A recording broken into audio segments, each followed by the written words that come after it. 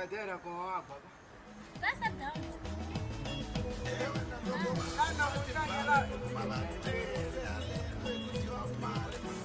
Traz cadeira. Tá trazendo, mas...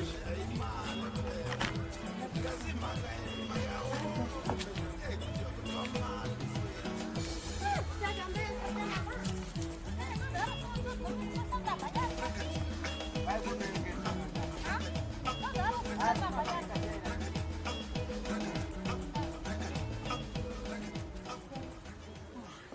Mulher, estou com sede. Você não dá para me dizer isso onde? Você foi está a voltar agora, você está a virar. Vou comer o que eu vou comer o que me fala. Quando cheguei lá no serviço, estava lá a voz. Eu falei, voz, minha mulher está com fome. Disse, essa semana não deu, não tem dinheiro. Olha a criança do jeito como está, olha a criança do jeito como está. Olha a criança. Mas você não tem roupa, esse não tem roupa. Olha do jeito como está a criança. Olha. É assim mesmo, olha a criança, não. Como tem roupa? Você sempre está trabalhando, só está a beber. É assim mesmo. Mas eu vou fazer também o quê, pô? Eu estou trabalhando, trazer dinheiro aqui em casa. Me ajuda também. Custa você semear manima aí para vocês também comerem. Vou semear aonde? Vou semear aonde? Meu filho está bem? Não está bem, conforme como vai estar bem. Tem que estar, pá. Conforme? Você como mãe, entende? Como mãe é para fazer o que? É para fazer putaria então? É para andar a vadear, a procurar dinheiro? Me responde, senhor, é para andar a vadear? Eu vou te deixar aqui sozinha, você senhor vai ficar aqui sozinha, aqui na tua casa, vou te falar. Eu vou sair com meu filho, vamos. Ficar de dinheiro? Ah, ficar sozinho, sim. Vou procurar onde que tem dinheiro. Ai, também quero ver. Tá demais, pá. Me deixar ficar de dinheiro? Vamos chorar um dia, filho. Não vou, né, pô? O que eu costumo fazer lá atrás de montanha? Você não costuma ver com vista. Lá eu costumo... Você conhece o que é acordar, pegar enxada, picareta, abrir cova, para procurar aquilo que está lá. Oh, mulher, para filhos alimentar. Mas como? Eu vou sair, eu vou te deixar. Vou embora com meu filho. Não pode curar. Não pode curar. Tá bom, tá bom. Tá bom, vou te ver aqui. Você foi na vida agora sem dinheiro. Tá bom, vou te ver, Vai entendi. liberar, olha, a criança está com fome, dinheiro para ninguém. Vou te ver. Vai liberar, assim agora está me dizendo que era água aqui se paga. Você como é que está buscar? Mas não, sabe o quê? Não. Pensei uma ideia. Vou falar com o meu colega, um boss de Balinga. É um boss. Ele é um empresário daqui, né? Só que ele me contratou, só que ainda não me deu resposta. Agora vou falar com ele, vamos viver bem, relaxa. Eu vou te deixar sim. Não, Eu amanhã vou te você não deixar. admira entrar com o cara. Entrar com o carro, vai drogar. Não, ele é bom sim, é Chibandiga, papai, é famoso. Então ele vai dar carro dele, nós vamos comer carro. Me fala se nós vamos comer carro ou não. O cara pode fazer chapa, pá. Fazer chapa como assim? Você vai pedir carro de dono para você fazer chapa? Ah, vou fazer Ei, isso, chapa, ensina essas na coisas, máquina. chapa aí, inicia a putaria. Aí você começa a ser já mulher já. Hoje é de mulheres. Agora você quer eu ser puta de homem ou quer dinheiro para alimentar você? Não, isso significa que eu é para ter o seu dinheiro. Só você trazer dinheiro aí fazer putaria por aí assim. Fala boa coisa. Eu posso ir procurar dinheiro para te alimentar ou levar caro e fazer putaria. Fala uma coisa então. Eu quero Está a falar criança, não tem o quê? Não tem roupa, eu sei. Mas também, não. Aquela que está rasgada atrás. Põe criança roupa. Não vou pôr isso, já não Vou falar dá aí. mais para ele pôr. Eu vou fazer o quê? Aquela que eu comprei na Pepe antes de ontem, está onde? Você disse lá que eu comprou, está onde? Eu levei aquela... Não me faz ter nervo, viu? Estou cansado, eu disse minha coluna está doente. Entrar em uma Copa de não sei 100 milhões de metros, isso é pouco. Para vir falar criança não tem roupa. Você pode vender roupa de criança. Já estou vendo tua mania. Você vai vender. Vai levar aquela roupa da Pepe. Não vou. E que roupa que você? Que eu comprei. Você já comprou roupa da Pepe aqui? Mamãe, vai levar roupa, não quero falar contigo. Vai levar roupa. Aquela roupa da Pepe. Senhora, que roupa que você já comprou? Roupa da Pepe. Não está ouvindo? Você quer me fazer para ir embora, né? Posso sair daqui? É, Posso daqui. ir embora? Eu, quando estou lá na minha vida garimpeiro, você leva roupa de criança, vai vender dinheiro, está onde? Que vai fazer com ele o quê? Costuma comprar comida, então, para nós comer. Essa comida que eu não estou vendo, vai levar então. Tá bom. Sai embora. Fica aqui na tua casa. Só indo. Vai me dar dinheiro do bolo, você? Quem vai te dar? Pode me dar meu dinheiro do bolo, senhora. Eu vou te dar. Essa agora trouxe depois, eu fui no bar, há de me dar. Foge. Você me fala uma coisa, então. Me diz, só porque você me olha aqui. Me repara aqui. Você me fala uma coisa. Também não pode fazer repara assim, eu não sou teu amigo, viu? Então é para ficar aqui com fome, aqui com meu filho. Meu filho passar a fome aqui. Vai levar roupa da Pepe, eu vou dar dinheiro, vai levar roupa da Pepe. Não tem roupa da Pepe, criança de pergunta. Se tem roupa de pergunta. Essa criança já usou roupa da Pepe? Joãozinho, roupa da Pepe está onde? Mamãe vendeu, né? Vendeu, dando. Mamãe Você não vendeu. deve falar. Eu vou te Joãozinho falou, mamãe vendeu. Eu vou te deixar, juro. Eu vou Experimenta. ir. Experimenta. Eu vou ir. Fica aqui na tua casa. Olha, fica. Não, espera. Olha, Me deixa. mas como? Essa como... Senta, senta. Essa como não soube Me deixa. Não, espera. Essa. Um dia eu... sei, mas... Quem vai cuidar dessas coisas todas que aqui tem? Senta. Ele é para cuidar, a mulher a fome, só para cuidar desse coisa aqui. Tá bom, mamãe, senta. Cara aqui, a fome. Dá dinheiro, tira dinheiro. Você vai ficar, tá nós comendo. Senta. E eu falei, tenho uma bolsa de chingandinho. Agora, ele vai me ligar hoje, acho que hoje é sábado, segunda-feira. Ele vai me contratar para eu ser o quê? Motorista. Então hoje é que dia? Hoje é sábado, Hoje é sábado. sim. Então, na Então segunda, sábado, amanhã vamos comer o quê? Hoje vamos comer o quê? Amanhã vamos comer o quê? vai na machamba. Ah, tá bom, então. Eu não estou indo, então. Na machamba tem bom. Espera. Ah, se for, vai me deixar, vamos. Então, sim. Sentei.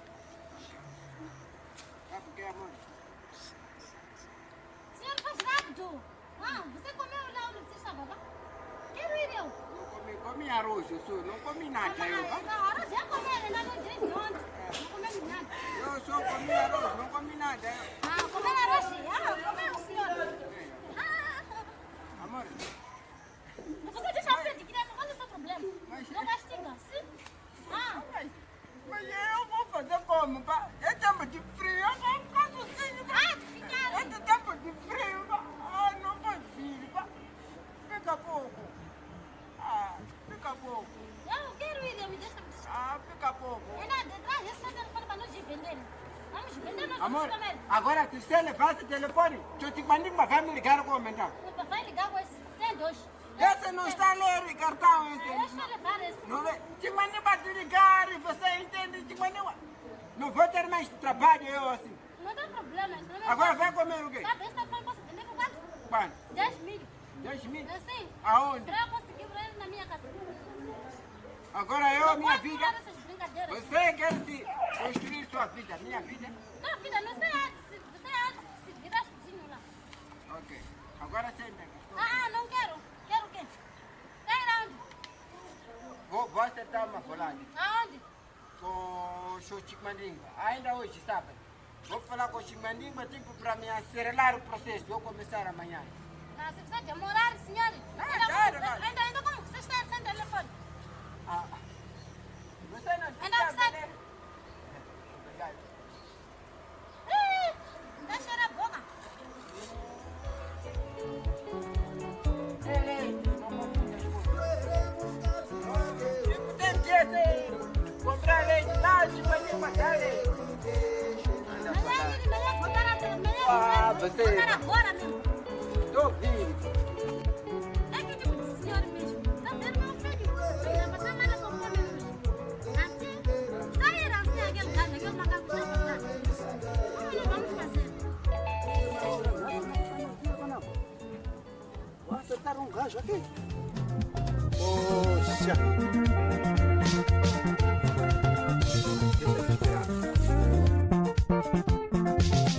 Vane moyo yakanaka, avararame manyika munovatora Ishe, motisira rerudzinge.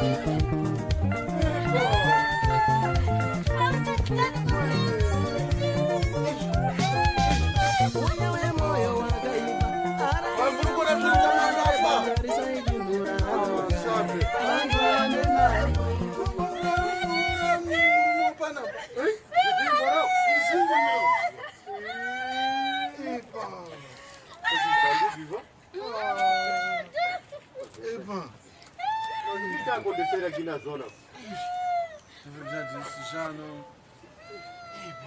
Quem vai me cuidar? Mas ele me fala também quem vai me cuidar. Ah, Deus é que sabe mais. O que foi, vizinha?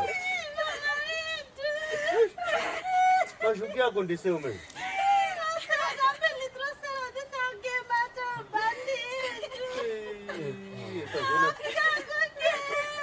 Essa zona tornou uma zona muito perigosa. Não sei como vou fazer. Pois ele se cuidava muito, sabe?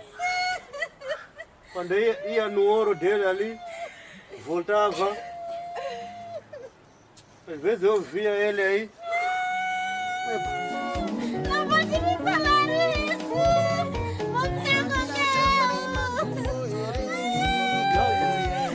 Você Isso de ficar com quê? Ah, não, né?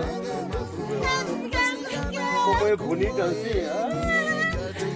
Você vai fazer pra me cuidar como ele me cuidava. Nunca te chorou, ele, vizinha, não? Não é doido a beleza, digo, mas é. Tira aqui tua chata, vai. Não curirá?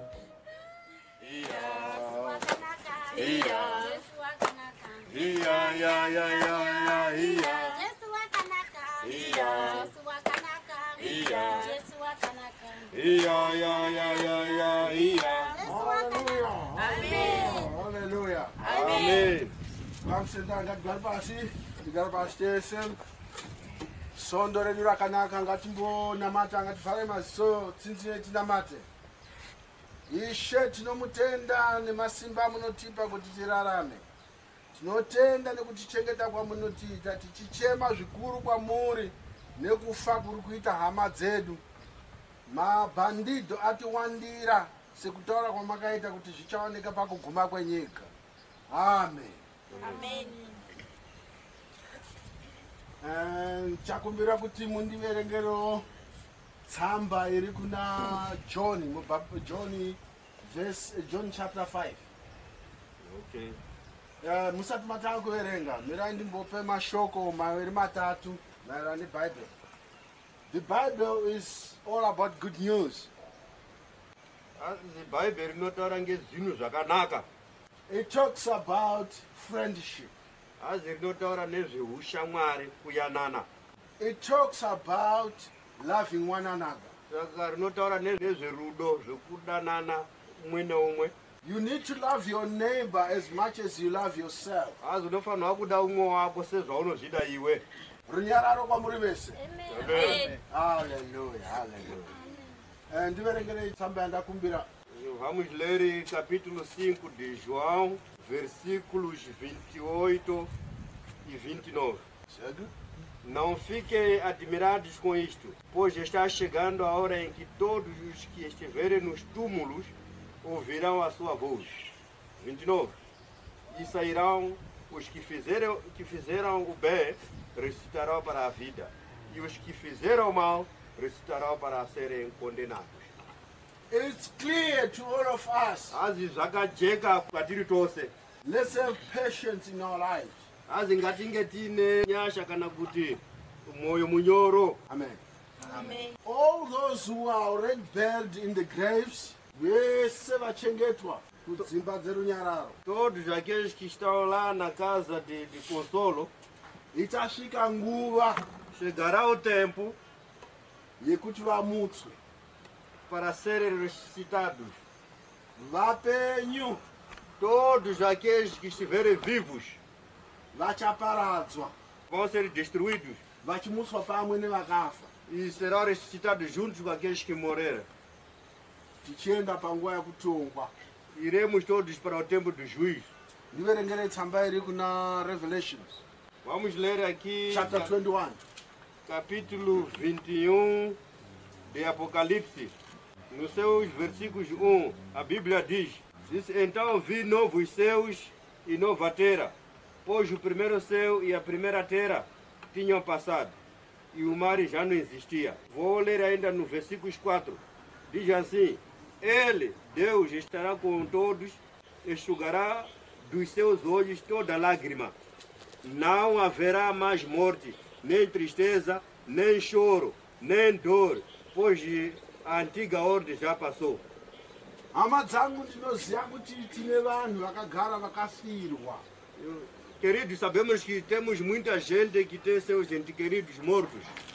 Chero inini pachangu ndine hama dzakafa, Mesmo o pastor tem seus familiares mortos, asi hazvisiri mumaoko angu mas não está nas mãos de ninguém, nem do pastor, kuti nditonge para julgarem aqueles que mataram. zviri kumusiki wedu. Tudo está nas mãos do Senhor. The whole power is in the hands of God. Masimba ese ari mumaoko aMwari. The power is in the hands of the mighty God. Simba rese riri mumaoko aMwari wedu. Hallelujah, hallelujah, hallelujah. Amen. Kune vatsva here vauya kuzotendeuka. Do we have new members who would like to start joining the church? They can come forward. Existe entre nós alguém que veio se converter aqui na igreja? You can come forward. Uya henyu pamberi. Moreurira, you need to confess all your sins Por- before the eyes of the Lord. Pode confessar antes de fazermos muita coisa. Bob, you kneel down. No gona kufugama. Hatisi pano kutonga, vari pano kuzoreurira kuna musiki wavo. Hatitongi zvitadzo zvakaita munhu. Ishe ndo vanotonga. Nós estamos aqui para julgar o pecado que o nosso irmão fez, mas o que nós queremos apenas é que ele possa confessar e só cabe a Deus julgar. Tichaisa maoko pamusoro pemusoro wavo.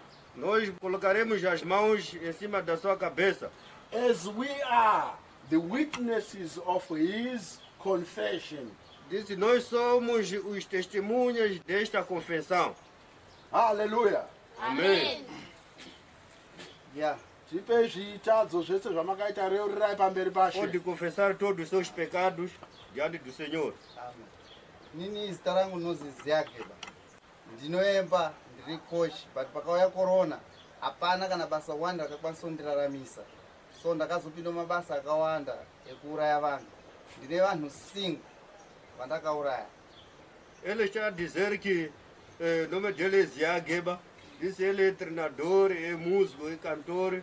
Mas a partir do momento que a pandemia entrou do Covid-19, ele disse que perdeu todos esses trabalhos porque não se permitia fazer esses trabalhos. E ele começou a matar. Tikuda kuziya pamberi pechechi nepamberi pashe. Maiuraya vanhu ngeiko? Bangademo maishandisei pakuuraya vanhu venyu? Ya pakuuraya vanhu apa pane zvandaishandisa zvandakapuwa ngeshamwari yangu. munoda kuti muye nazvo kuchechi, mauya nazvo here? Ndauya nazvo, so waite kuti ndizoya kuchechi kuzoreurira kudai kuti ndisiye basa iri, munhu wani wokupedzisira wandakabve kuuraya. Kana single metikashi yandakaona muhomwe mwake kana chandaishandisa ndicho ichi. Hallelujah, hallelujah. Amen. Muunza unoti tiise mberi kwashe. Tipe kuno.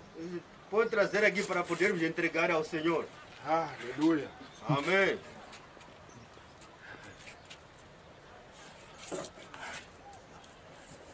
Munhu amakapedzisira kuuraya mukadzi o murume. A pessoa que terminou matar é homem ou mulher? Murume. Disse é homem. Wanga akapfeke zvakadi. Tinha usado o quê? Ndichasvika rakadzi. Wanga asina kana nechiro muhomwe. Wanga asina kana. Ndakatotama ndamurairei. Não tinha nada, mas já te admirei porque que matou. Ihame yangu yakauraya. Ihame yangu yakauraya.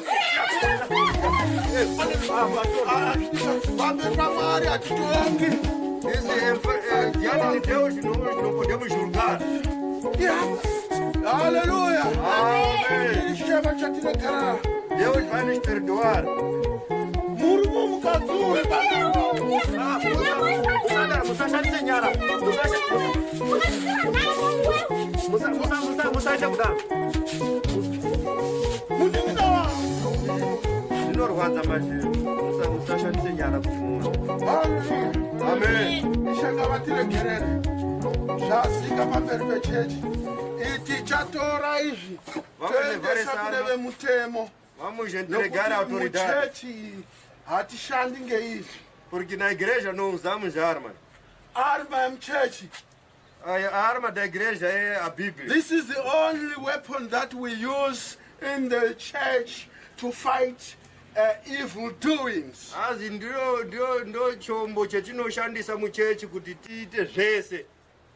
Hallelujah. Amen. Hallelujah. Amen.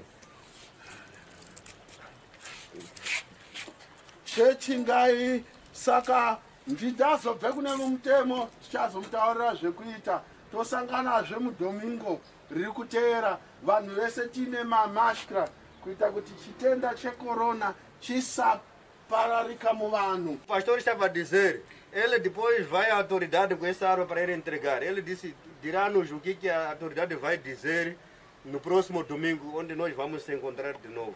Mas ele estava a aconselhar que todos viéssemos de nossas máscaras, de maneiras que a pandemia da Covid-19 não possa afetar a nós todos. Chechi mungayamba zvenyu vhesire mungayamba zvenyu kamboke chechi ndakuenda toonana musango.